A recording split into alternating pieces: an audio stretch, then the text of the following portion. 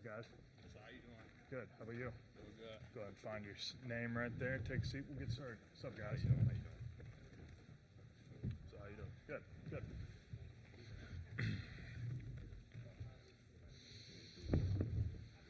All right, everyone. We're joined by Walter Clayton Jr., Will Richard, and Elijah Martin. We will open it up to questions for the three of them. Yeah, Kevin Brockway, Gainesville Sun. Walter, Kevin Willard just made a Steph Curry comparison, and I don't know if you've heard that before, but just your thoughts, and were you a Steph Curry fan at all growing up, and was it mean to be kind of in the house that Steph built to here in San Francisco? Yeah, it's great to be here.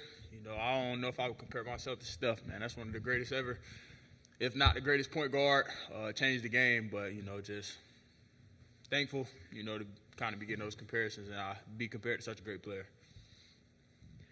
Lindsay Schnell of The Athletic. I was also going to ask about that, but so I will ask Elijah and Will, what do you think about Walter being compared to Steph Curry? Accurate, or is there a different player that he reminds you of?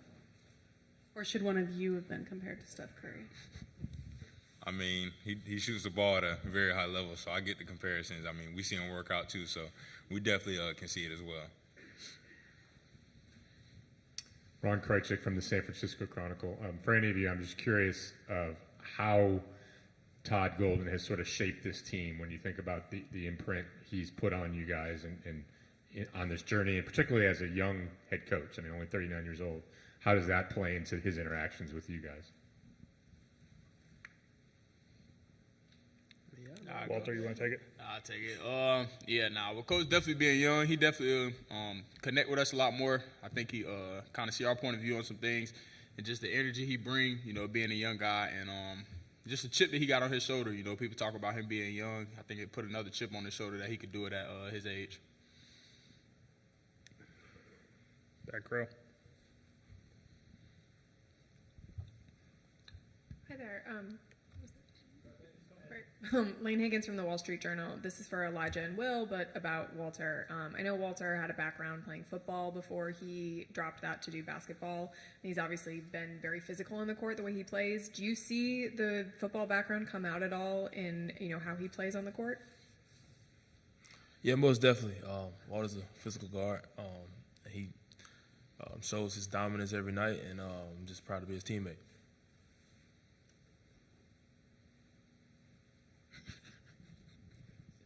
Yeah, Edgar Thompson, the Orlando Sentinel. It's for all three of you guys, but if I could start left to right, please. Will, talking to Todd recently, was just talking about how he's kind of a culture guy. Like he's really helped build this culture. And then in with you, Will, please. But came in before the two of you. How has he kind of set the tone for what's been happening here? And then when it gets to you, Will, could you talk about just kind of how your approach to kind of trying to do that for this program? Yeah, Will was, you know, it's been talked about. Will was the first guy that Golden got here. Whenever Golden got here, he recruited and committed. So just he knows what the coaches have wanted, you know, just being here for a couple more years than me and Lodge. He knows what the coaches want. He knows what's expected out of everybody. And I think just Will, personally, you know, he got some goals for himself and for the team so that he just takes it to another level every day of pushing everybody. What was your question again?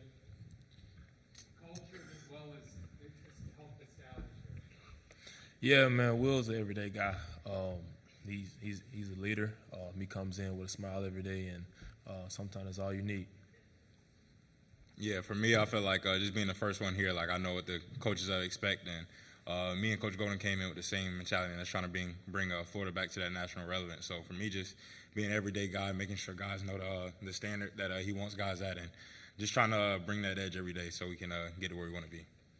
Go, Chris. Hi, guys. Chris Alvarez from ABC7, local here in San Francisco. This is for all of you. You can answer it any way you want. But I saw a report that you guys practiced at USF yesterday, and Coach was trying to get you guys a reservation, I think at Original Joe's for dinner. So just kind of your experience at the school and how dinner was last night. Yeah, it was good. You know, Coach Golden being here, coaching at San Fran, so it was good to kind of get back on his old stomping grounds, get some shots up, and put some work in. And then Original Joe's last night. That's the name of it, right? Yeah, it was a great spot. You know, food was great, so I definitely enjoyed the experience. It's for everybody. Go ahead, bro. Yeah, like Walt said, I mean, it's definitely good to go back and get some work in at Coach Golden's old stomping grounds, and the restaurant was good as well. So yeah, I enjoyed being in San Francisco so far. And I agree with those guys. We'll go to Lindsay. Lindsay Schnell, The Athletic. Walter, last year I was talking to Steph one time, and he was telling me that shooting off the dribble is the hardest shot in basketball, he thinks. Do you agree with that? And if so, can you tell us why it's so challenging? For sure. I think it's definitely hard. I think it's kind of hard, mixing in, the catch and shoot shots with the off the dribble shots, because they're kind of two different shots. Just a couple more things you got to do before you get to your shot pocket and things like that. So I definitely think it's hard. I agree with him. Cam Inman, Bay Area News Group. What was Coach Golden's message, either at practice today, whatever, in terms of how you guys are approaching these regionals, whether you're supposed to envision cutting down the nets or not? I would just say just having elite focus, one game at a time, not trying to look too forward or anything, but knowing you got to win the first game to get to the next. So for us, we're just trying to focus on one game at a time and just staying locked in. Janie? Hi, guys. Janie McCauley from Associated Press. A handful of us in here actually covered your coach when he was playing at St. Mary's College. We're old enough to have seen him play, but what was it like to sort of see some of the places that were part of his journey? So much is made about how he's such a young coach and coaching at this level, but to sort of have a glimpse of his path and what did that mean, and what do you sense that it meant to him to be able to share that with you guys? Yeah, him being on a few different stops, obviously all of us, we came from different schools also, so we didn't see multiple things. I think one of his main messages with that is to be thankful of what we got here at the University of Florida, be thankful for the opportunity, the privilege it is to be able to play here, don't take it for granted. So I think that's been one of the main messages, especially with the few places he's been. Yeah, I agree with what Walt said. It's definitely the same thing. What were your observations, I guess, Will, of what it meant to him to bring you back there? Yeah. Good. It definitely meant a lot, just with that being a part of him getting to the University of Florida, which is why it's so special to go out there and work out and just see him back in his old element. So it was definitely special for him. Yeah, it was great. He had a bunch of smile on his face. His energy was great as well. And it's always good to go back home. So, yeah. Go to Ron. Ron Krejcik from the San Francisco Chronicle. Just kind of following up on Janie's question, Will or any of you, or Walter, excuse me. Does Todd talk much about his playing days? Do you know much about what he was like as a player? And I'm curious if that dynamic comes up at all. I think he tried to stay away from talking about his playing days a little bit, just because how much we joke around. So we have a couple jokes, and we don't talk about it too much. But we definitely know that coach was a good player, though. Nah. Go to Kevin. Yeah, Kevin Brockway, Gainesville's son. For any of the players, it's just the experience of the UConn game of having a hard game, having to come back from down 6 in the second half. How do you think that's going to help you guys going forward? It's going to help us a lot. Just having to be in that dog fight, it was a hard game, a high scoring game at that, and that's what March is about. Just finding out ways to win. Lindsay.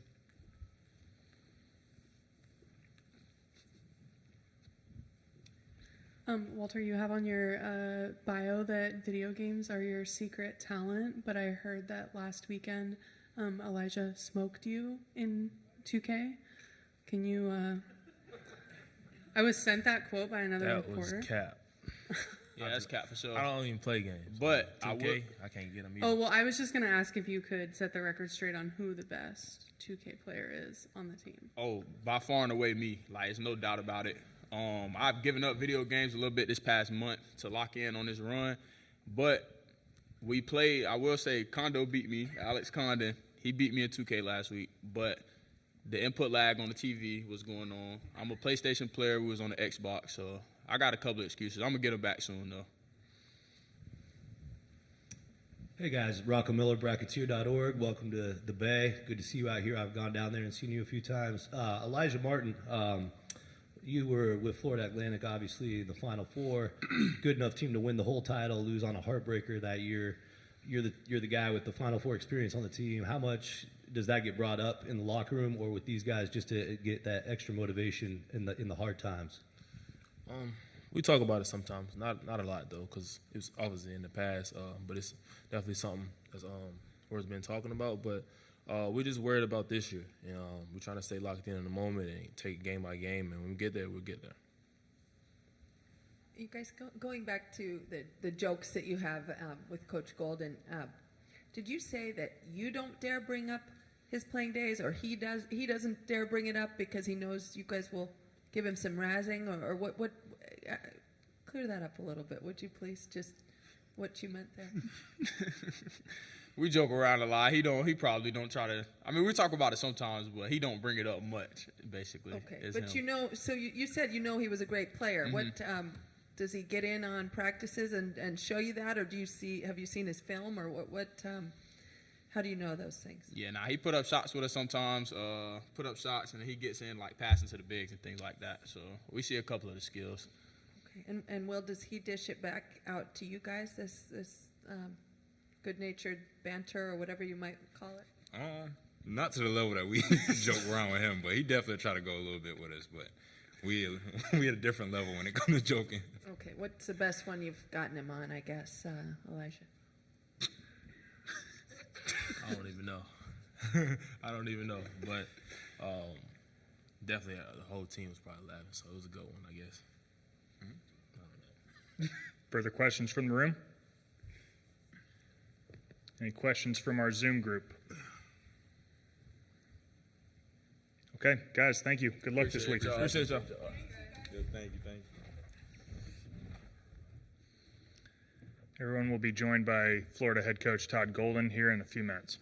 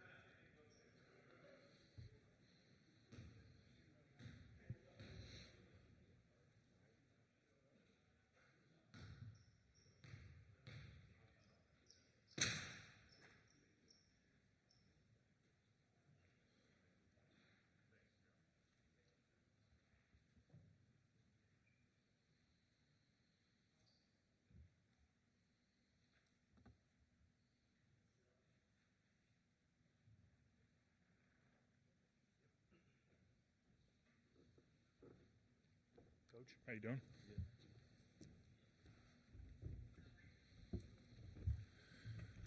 All right, everyone, we're joined by head coach Todd Golden. Coach, welcome back to San Francisco. Thank you. We will open it up with a statement from you, followed by questions. Yeah, it's great to be back in the Bay. Really proud of our program and our team to be able to find a way to make it to the Sweet 16. Great games last weekend against Norfolk State. I thought we showed a lot of grit in our win over UConn. I thought they played very well and had us in a bind late in the game, and we found a way to push through and get a big win in a big moment. And just really excited to compete against Maryland tomorrow. Cam Inman, Bay Area News Group. Hey, Todd. Hey. You go back 20 years ago, you were a freshman on St. Mary's bench, and then a few years later, you were a senior starter. Made the NCAAs both of those years. What do you remember, I guess, from those NCAA trips, how they may kind of set the foundation for where you are now? Those trips were a lot shorter than this one we're on right now. We lost in the first round of both those games, but it was incredible to be a part of kind of the beginning of the building of Coach Bennett's program at St. Mary's. That first tournament team you referenced was his first tournament team. I think that was in his 4th or 5th year after he had kind of just completely flipped that program from a 2-win program to 25 wins I think we had in our first NCAA tournament year. And, it was great to experience that. But even better, my senior year because I was playing and actually impacting the results of the games. And, a big part of who I am as a coach, came from my time playing for, Coach Bennett and Coach Kyle Smith, and just incredibly grateful to be able to have that experience with them. Hi, Todd. What's up, Janie? Nice to see you. Great to see you. Janie McCauley from AP. You had 3 guys up here a minute ago, and they said that they don't bring up your playing days too much, or you don't either, because there's so much razzing that goes on. But it also meant a lot to them to sort of see USF yesterday and Original Joe's and some places that were part of your journey to get to Florida and this level. What's that been like for you to be back and take them to a few places like that? It's been amazing. When the bracket came out and we saw that we were the 1 seed in the West, and obviously you see that the regionals in San Francisco, you can't help but think about how awesome it would be to be able to experience that. But there's 2 games before that, that you have to find a way to advance. And, once we were able to get past UConn on Sunday, it kind of all hit me and Megan and our family that we'd have a chance to come back to the Bay Area. And, just landing in San Francisco yesterday and, just kind of driving back through the city, I had to pinch myself a little bit. And it was a full circle moment going back to San Francisco and seeing, Chris Gerlifson and all those guys. A couple of them had worked with us at Florida and had been hired back here at San Francisco. And seeing some really great old friends there was amazing. And then, to cap it with OJ's last night, the Dugans did an incredible job hosting us. And it was just a remarkable experience. Our guys really enjoyed it. I think it's an experience that a lot of these guys haven't had, being able to come all the way west and be in a great city like San Francisco. We actually went down to Chrissy Field and saw the bridge this morning, and we're trying to soak it all up the best we can while maintaining our focus. But it's been a great trip so far. Was it hard to get that size group into Original Joe's? Initially, it was. I heard yes. that. And that's the one in Daly in North Beach. No, we went to North Beach last night. Okay. Yeah. And are your parents coming in from Arizona? Yeah, my dad's here. Him and my sister got here this morning. Okay. Yeah. Thank you. Yeah, it's great to see you. Todd, Ron Krojcik from the San Francisco Chronicle. Welcome back. Thank you. You mentioned Randy and Kyle. Any specific examples of lessons you learned from them that have helped you on your coaching journey? Yeah, too many to count. Highlight. Yeah, a couple. Well, I think the best thing that I learned from those guys was really just kind of mental and physical toughness. I think coming to St. Mary's, I got there when I was 17, I just turned 18 when I got on campus. I was weighing 150 pounds and probably had an irrational level of confidence, when I arrived in terms of being able to impact. And Coach Bennett made it very clear quickly that, it wasn't going to be easy and that I had my work cut out for me. But I think the big lesson, playing for Coach Bennett was, that his program was a meritocracy. And I walked on originally, and he didn't care. He wanted guys that were going to help him win games, regardless of what our scholarship status was or, our height or weight, whatever that was. And that gave me an opportunity to break into the lineup, as a redshirt sophomore. And, both him and Kyle, are 2 of my biggest mentors, with Bruce being the other one. And, a lot of the things we do in our program at Florida, mimic and copy kind of what we did at St. Mary's, and just in terms of it being a meritocracy, using analytics to drive a lot of the decisions we make, and not worrying about rankings and things of that nature when recruiting, just finding guys that have great attitudes, great work ethics, and most importantly want to be at the University of Florida. Coach Bennett used to get on me about playing fantasy baseball. That was something that he would always get on me about. Kyle would always challenge my toughness and make sure that I was competing the right way. But I look back on those times incredibly fondly, and a big reason as to why I've been able to get where I am today. Hey, Todd. Matt Lively, CBS Sports Bay Area. I just quizzed some of the guys in the locker room about your St. Mary's stat that you once held as the all-time leader in free throw percentage. They were surprised by that. Do you think it is time to brush out some of the highlights and show them who their coach is? Well, there's not that many highlights, but we could, the free throw percentage is one. I have one game to pull back on my senior year when we played Gonzaga. I went 6 for 6 from three, and we won that game in overtime. And that was an incredible moment. But, these guys know that I can shoot the ball a little bit, and I was kind of a one-trick pony, but I was a good decision maker, and I did my job, just being a good blender for the team, and when I feel like I have to keep them in check, sometimes I'll shoot against them and see if I can still beat them. But other than that, I can't move it all anymore, and I'm just fortunate to have really good players that can still do that. Okay. Hi, Coach Lane Higgins from the Wall Street Journal. I wanted to ask you about Walter's path to Florida, just because he had a very unusual recruitment. He had all these offers for football and ultimately abandoned them to pursue basketball.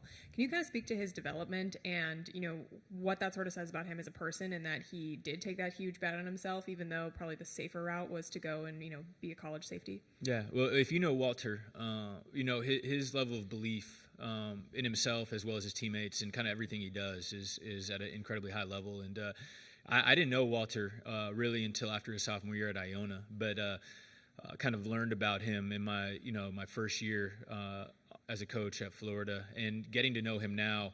I can totally understand why he was willing to kind of make that plunge and make that jump in terms of sticking with basketball, even though he wasn't heavily recruited.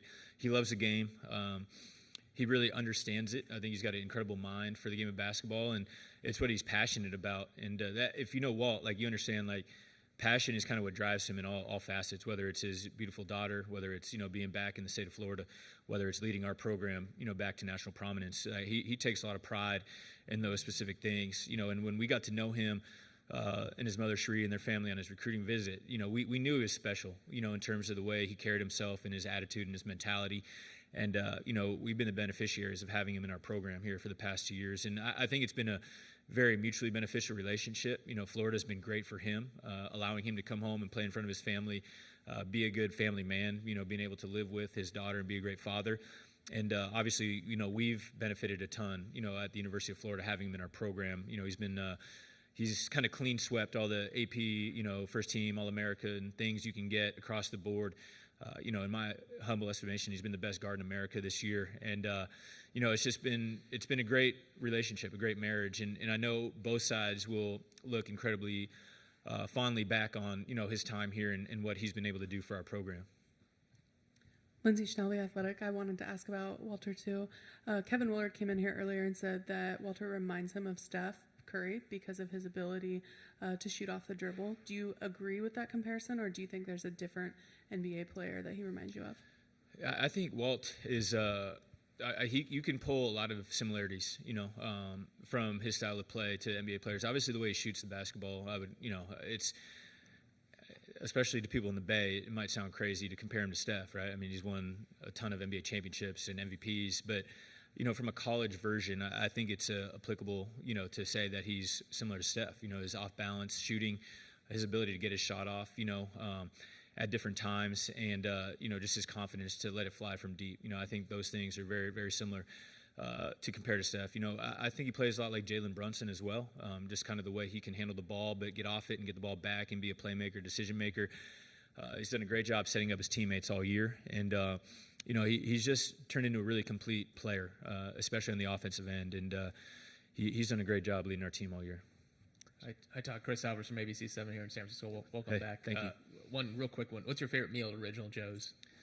It's hard to say. The penne alla vodka I love. I went with the prime rib last night. Being here in San Francisco, that you can't go wrong. And the follow-up question, but more related to basketball. Obviously, you played in this tournament, center stage, and now you have players. What's the difference like between being a player, realizing the dream, and now seeing as a coach and watching these guys live out their dream and try and get to where you guys want to go eventually? Yeah, I think as a coach, you have a much better understanding of how quickly it can end. I think as a player, you get to Selection Sunday. For us, obviously won the SEC championship this year, so we're just finishing a game. We're flying back home, and you have that rush of excitement when you figure out, what your seat is and where you're headed. You wake up the next day and you're practicing, and if you're not on your stuff and you don't play well, you can go home and your season's over on Thursday. And it just has quickly as the excitement comes of making the tournament, it can be gone. Unfortunately for us, we were able to get through the first weekend, but as a coach, that lingers in the back of your mind. You want to make sure you allow your players in your program to enjoy it the most you can, but at the same time, can't take anything for granted in terms of the opportunity, because it can be gone just as quickly as it's here. And I think that's what we've tried to balance with our staff in terms of what we're articulating to our players is like, we got to enjoy this, but at the same time, we just can't slip. We can't let it anything be taken for granted, because as I said, you can be going home if you don't play well.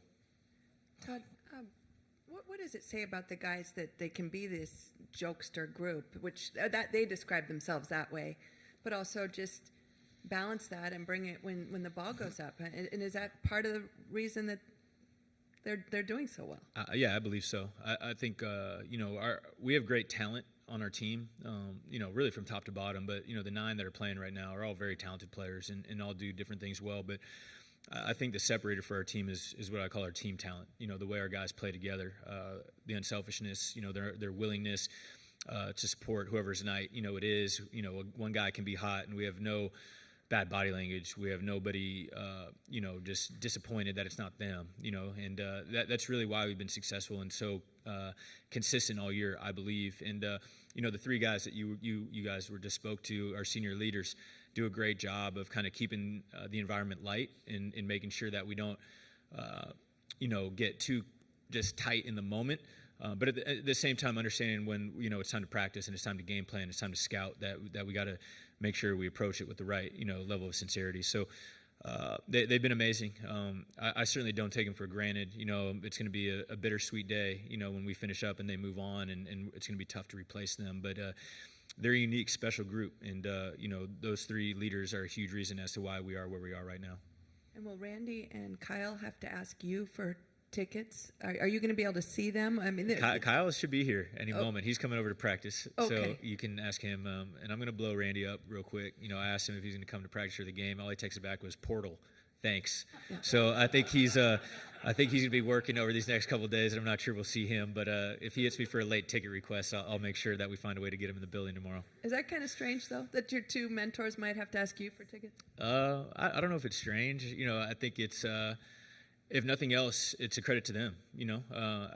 As I've said, a lot of what we do in our program mimics and mirrors what Randy's done at St. Mary's for the last 25 years and what Kyle's been able to do, whether it be at Columbia, San Francisco, Washington State, now at Stanford, making the ACC semis. They should have beat Louisville. Bad break at the end of the game. They won 20 wins. I mean, he's one of the best coaches in America. And I think, our ability to implement a similar program at a place like Florida has led us to having the success we've had. Todd, how would you reflect on both the swiftness of your journey, 6 years as a head coach to be in this position, and what this year has been like, sort of the tumult of this year with some of the off-court stuff you've dealt with? If you could sort of reflect on both of those.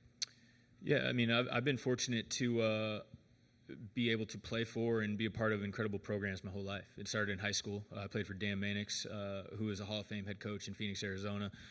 Won over 500 or 600 games, and really instilled a level of toughness in our program then. And, as I've said a bunch, playing for Randy and Kyle at St. Mary's, just a winning program, where you learn that there's no shortcuts that can be taken. And you got to, just have a level of consistency in your approach to be successful. And then working for Kyle at Columbia and getting to work for Bruce Pearl at Auburn, that was a big turning point in my career, because Randy and Kyle operate a lot differently than Bruce, and it proved and showed to me that you can, there's different ways to skin a cat, for lack of a better term, in terms of running a successful program. And we take, a little bit from each of those buckets in doing what we do.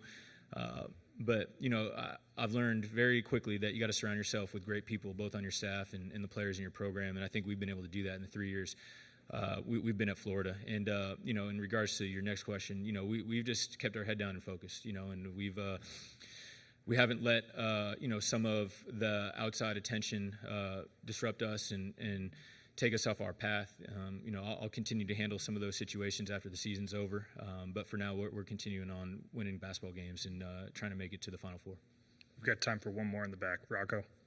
Todd, good to see you. Rocco Miller, Bracketeer.org. I got to start real quick. Last time you coached in San Francisco, it was a tough one on senior night against Gonzaga. How eager are you to get that taste out of your mouth tomorrow? Yeah, most teams that play Gonzaga have rough endings, so that wasn't anything too crazy. But yeah, it's more about, again, just coming back here and having an opportunity to bring our program back to the Bay in an incredible opportunity against another East Coast team. My hope is that our fans will travel well. I think we'll have a lot of Bay Area support here tomorrow, both from the city and then from the other side of the bridge in Moraga and the East Bay coming over. And my hope is that they'll give us a little extra jolt of energy, in this game tomorrow, because Maryland's a great team, and Coach Willer's done a great job. They're freaky talented. Watching it on tape, really impressed by their players and the way they play. And similar to us, they had a tough game in Game 2. Colorado State had them on the ropes, and they made some big plays down the stretch. That drive finish that Queen had over Morton, kind of off-balance floater off the top of the glass, was an amazing shot. And sometimes you need to catch breaks like that to make deep runs. And, I think both teams kind of come into this game feeling like a little fresh and like we got nothing to lose. So it should be a great game tomorrow, and, we're excited to be back here. Yeah, and a quick basketball follow-up on that. I know typically you guys aren't big on doubling the post. With Queen and Reese presenting themselves as, beasts down there in your awesome front court, you're going to stick with probably not doubling the post. And then also on the flip side, they run a lot of drop with Reese.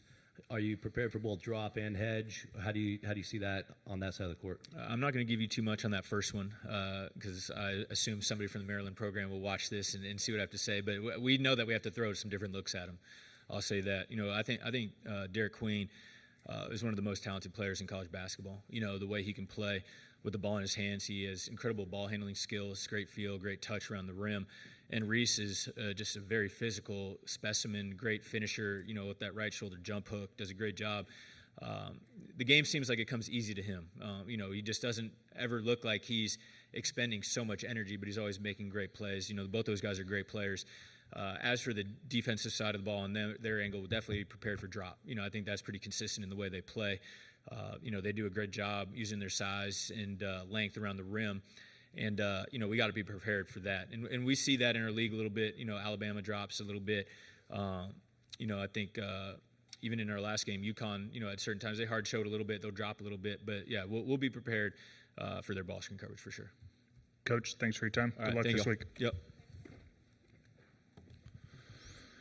Reminder, a recording of this press conference can be pulled off of the NCAA Digital Media Hub, as well as transcripts from ASAP. We will have Arkansas head coach John Calipari with us at 1:50, roughly 7 minutes from now. Thank you.